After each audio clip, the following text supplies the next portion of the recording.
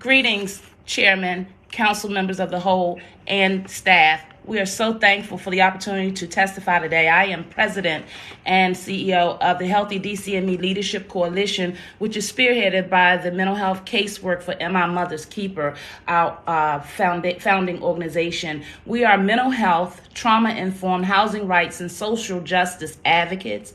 I'm here today in order that our testimony can be in support of the positive attributes of the Department of Buildings, formerly DCRA. I would like to understand and acknowledge that there's much testimony here today that we also support because there is room for improvement. I would like you to understand that a little bit over 3 years ago, we received an intake from community members on the Ward 8 level in a community, Woodbury Village. As a result of the egregiousness of exposed housing conditions, we have formed the Woodbury Project, which is on our Healthy DCandme.org website for those who need more.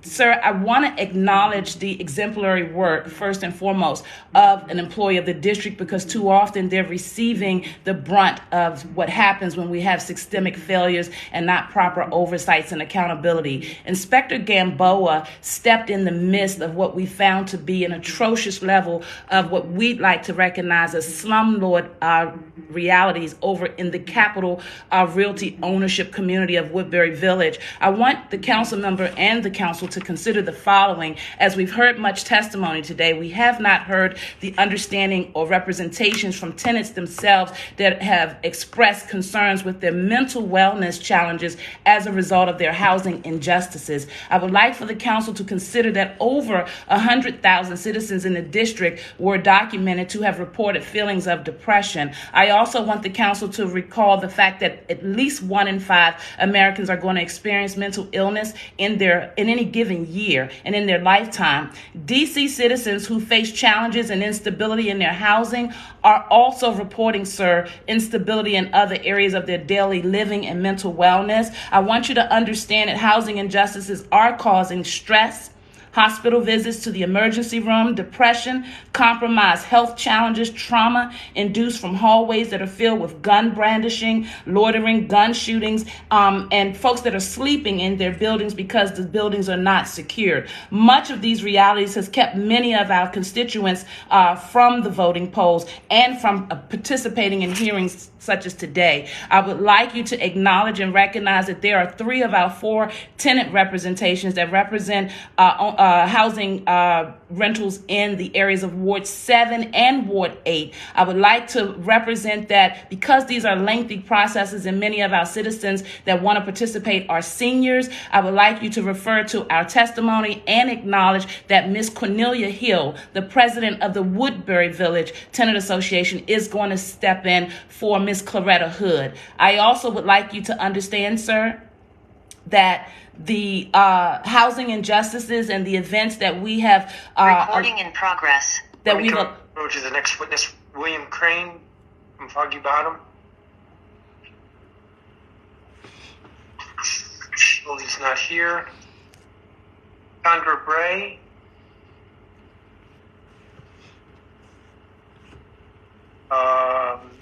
Yvonne Hunter.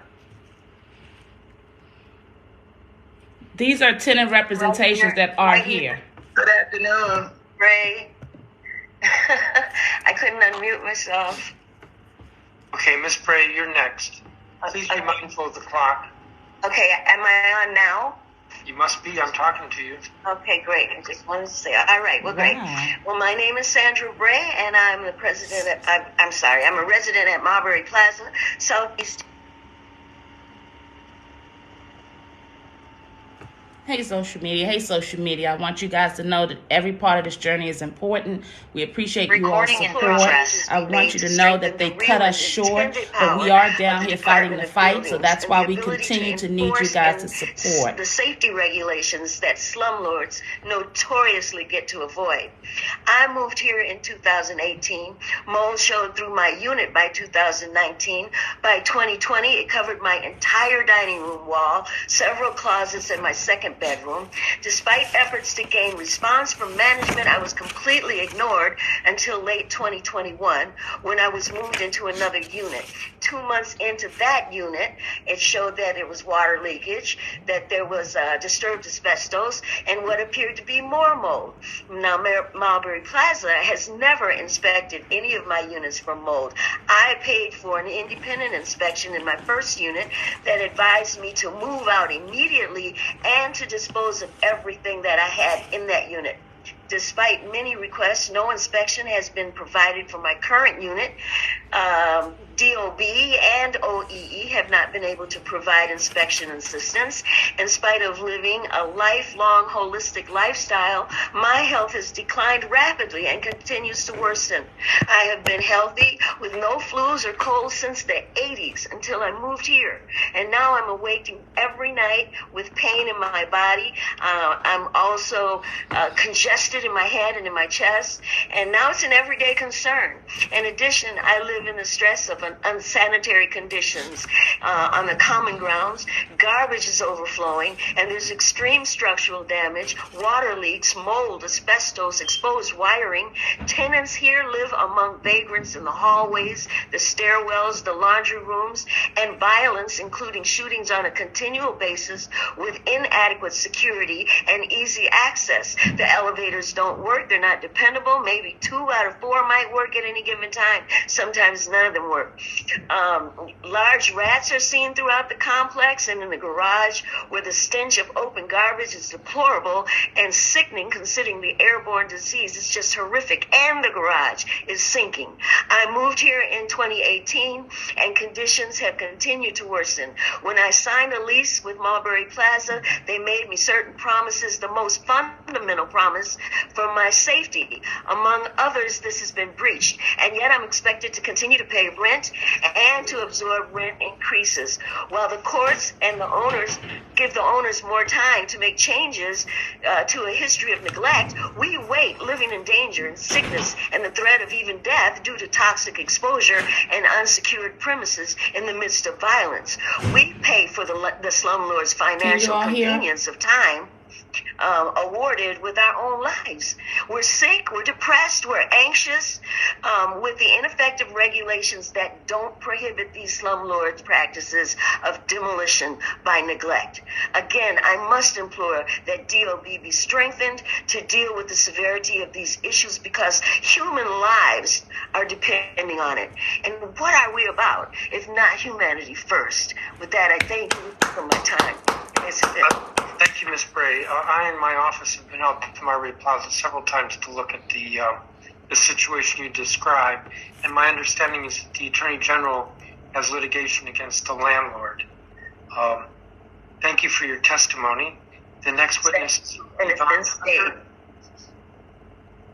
Ms. Hunter here? Yes. Can you hear me?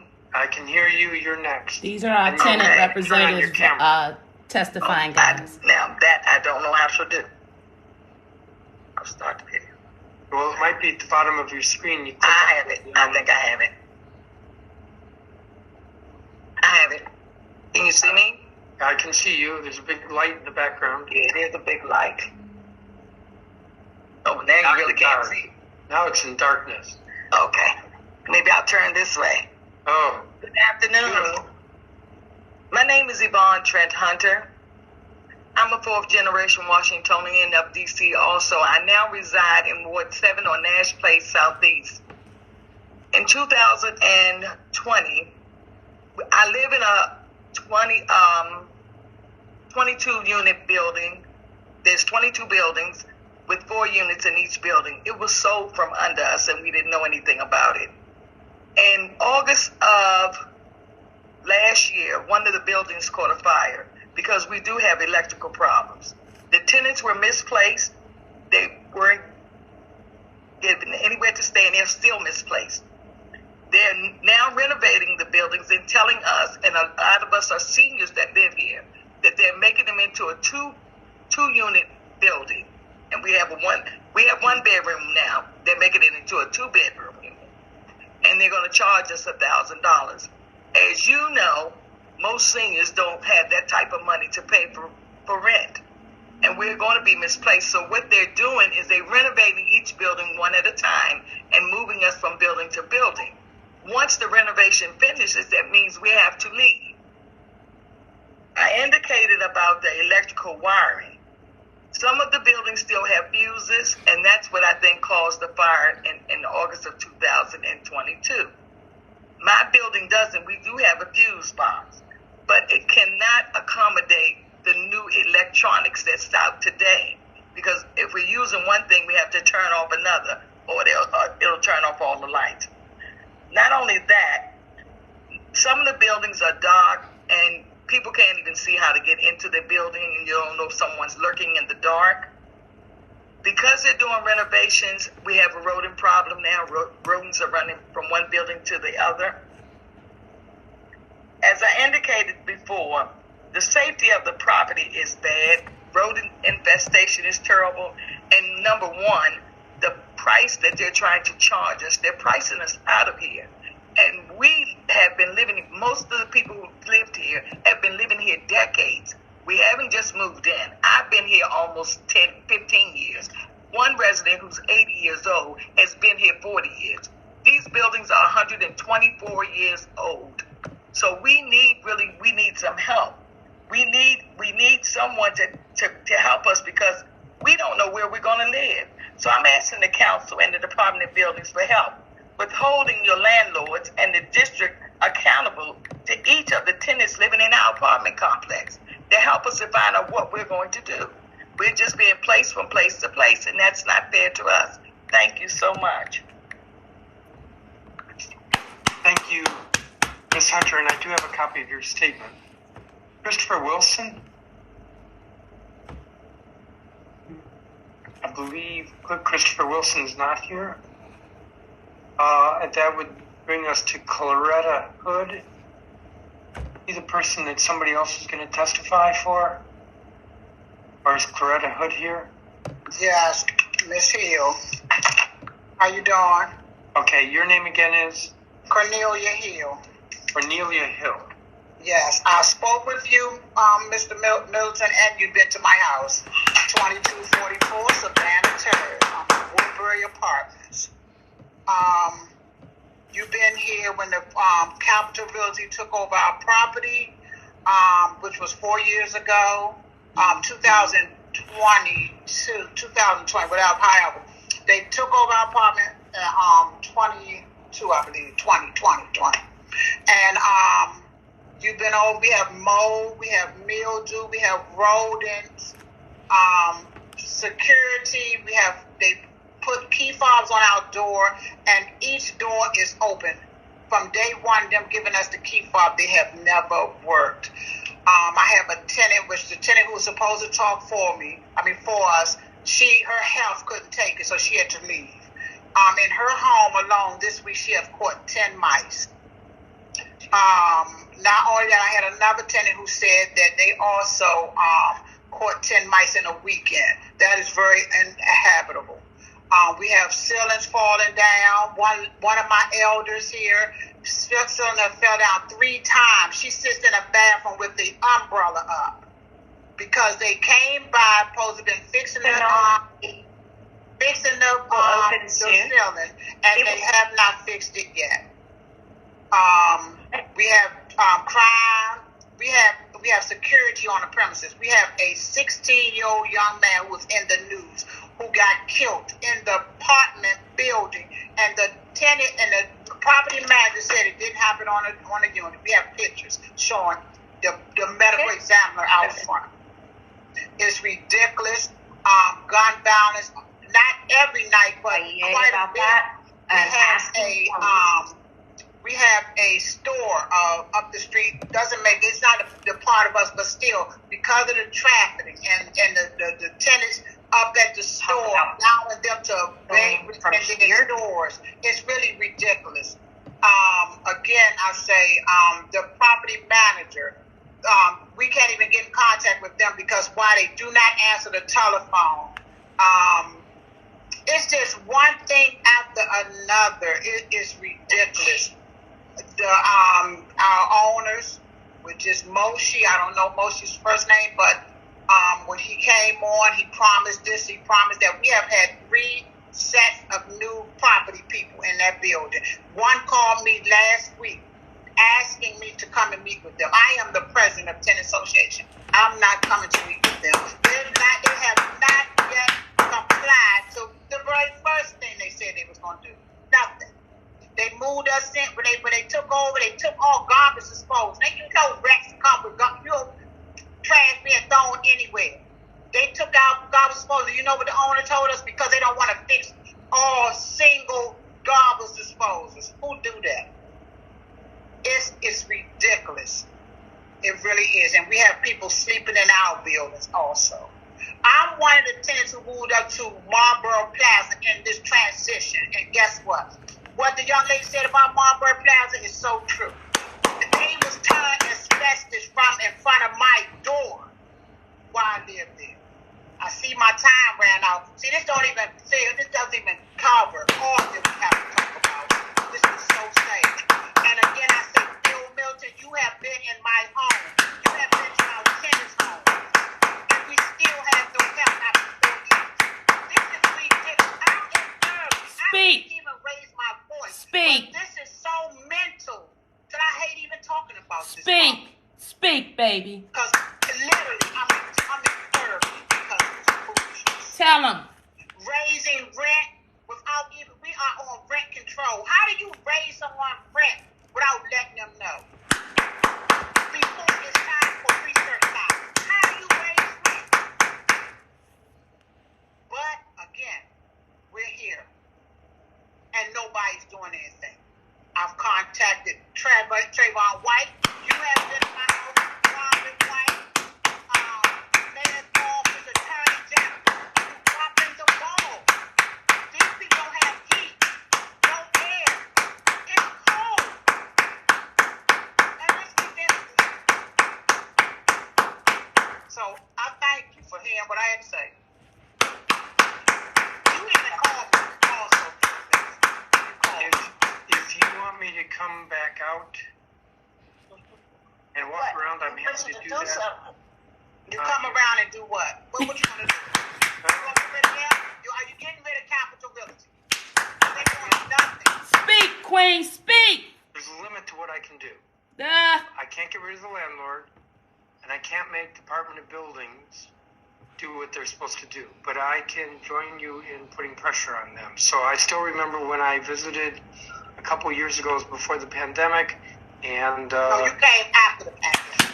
Correct them, baby. Correct them. Tell them.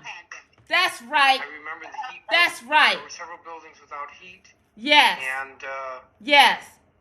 I remember that the then DCRA was much too slow with regard to coming back to re-inspect to see if the heat was back on. That's not the I'm problem. happy to come out if you want. For what? Work with my office and we'll schedule it. And if you don't want, that's okay too. And all I can do is try to help you. Thank you for your testimony. All right. Emil Bayrak. I believe that person is not here. Amy Fisher. Hi.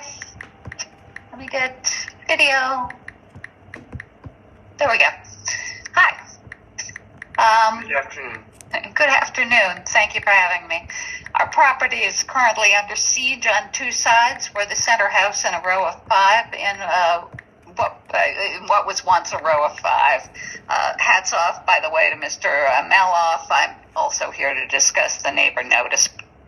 Originally, a single developer held the other 4 properties and provided us the old notice for development of the 2 I'm properties. typing in that the problem with our leadership, they cut us off. I'm going to send them a letter. This is ridiculous. That's why we need you guys talking. Recording in progress to provide technical objections. Hi, baby. We spent approximately $18,000 on legal and architectural review and provided several No, pages it's not a waste of time. I'm texting now. You are on record. It's absolutely not a waste of time. There's a reason why they're limiting our communication, because they don't intend to have to acknowledge publicly the problem. You did wonderful. I'm so proud of you. They have a follow-up letter coming, and we will not stop. And I hope you know, and I'm live on Facebook so that they know we have to do this. You are so brave and courageous for standing in that gap. They didn't want to hear from you all. You have impacted everybody. I told y'all they didn't want y'all to know each other because they don't want to portray that the problem is as big as it is. Don't cry. You stand strong.